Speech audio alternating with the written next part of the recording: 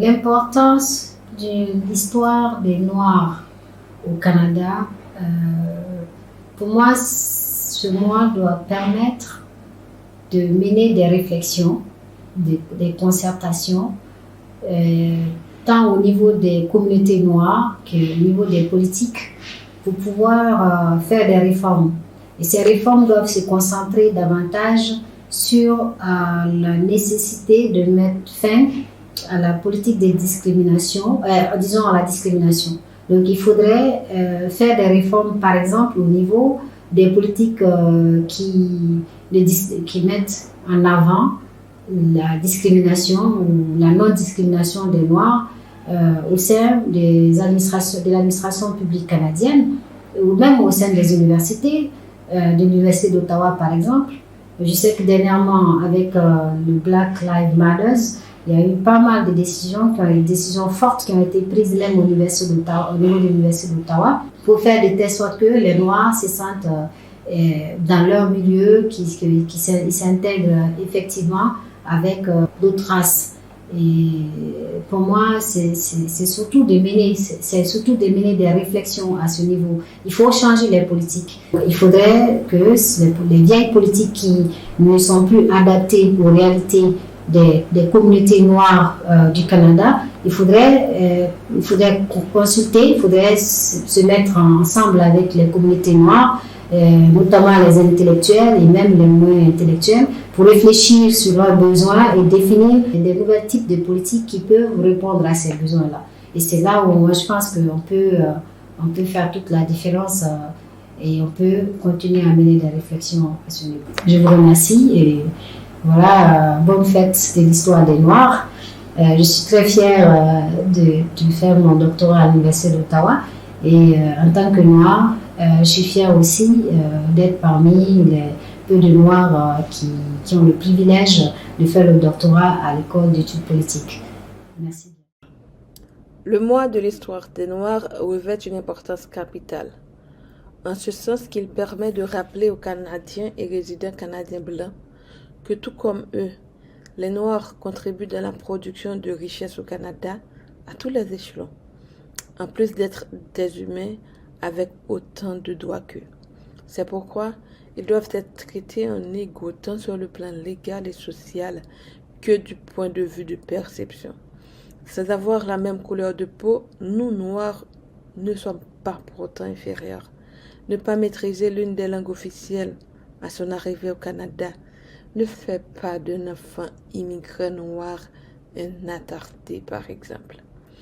Et l'administration publique, sur le plan de la pratique, a un travail à faire.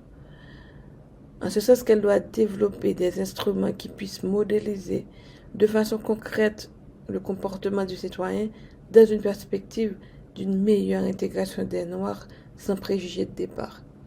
L'éducation, pour ne citer que ce secteur-là, est un tremplin idéal pour de telles initiatives, sans parler d'instruments de valorisation réelle de l'apport des Noirs dans la production de richesses canadiennes.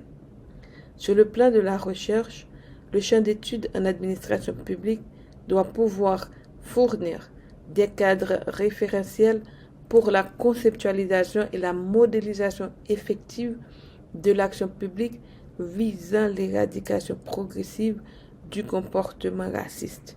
Je ne parle pas de ces sorties médiatiques pour la galerie alors que le racisme reste encore endémique. L'administration publique, comme champ de recherche, doit servir de tribune pour la critique constructive et académique des politiques publiques en faveur de l'intégration optimale des Noirs dans la société canadienne. Elle doit pouvoir aider à trouver des ouvertures équilibrées de l'analyse des impacts des actions publiques préjudiciables aux Noirs ou neutres ou même muettes face au comportement raciste. Elle devra servir à alimenter un bassin de reconnaissance, de recommandations potentiellement utilisables par les décideurs publics.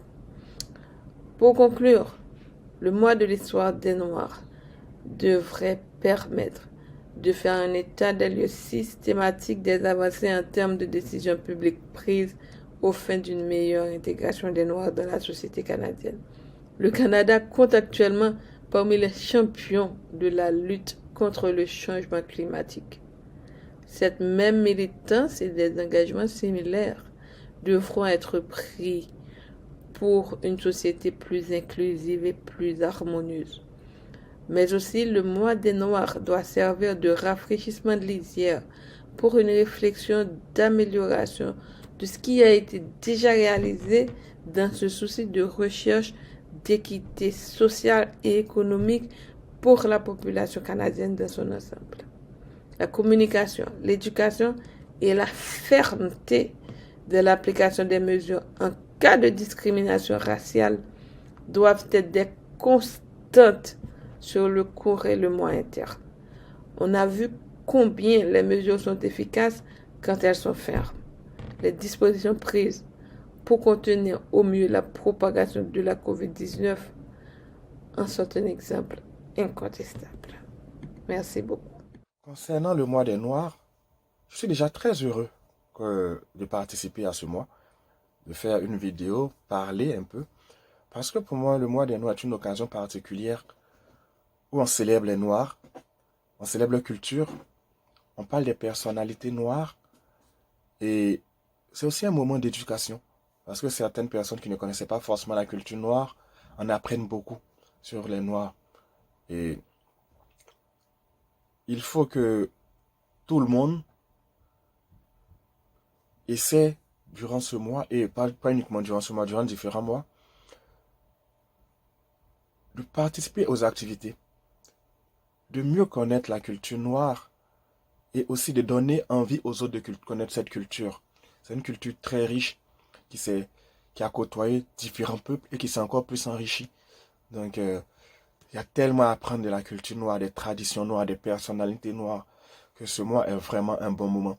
Et l'administration publique peut jouer un rôle, joue déjà un rôle, mais peut jouer encore un plus grand rôle, ou jouera un plus grand rôle dans ce mois des Noirs au Canada, parce que l'administration publique impulse souvent certaines politiques, et ces politiques peuvent permettre de mieux faire connaître des Noirs, mieux participer à l'éducation des autres sur les peuples noirs.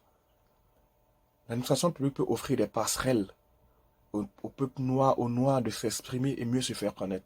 Et l'administration publique joue un rôle central dans nos sociétés, et à travers les subventions, les emplois,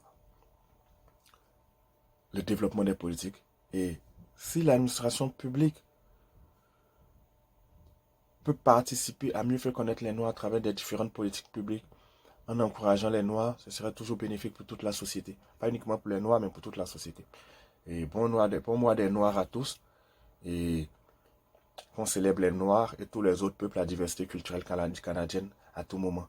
Merci beaucoup. Bon mois les Noirs.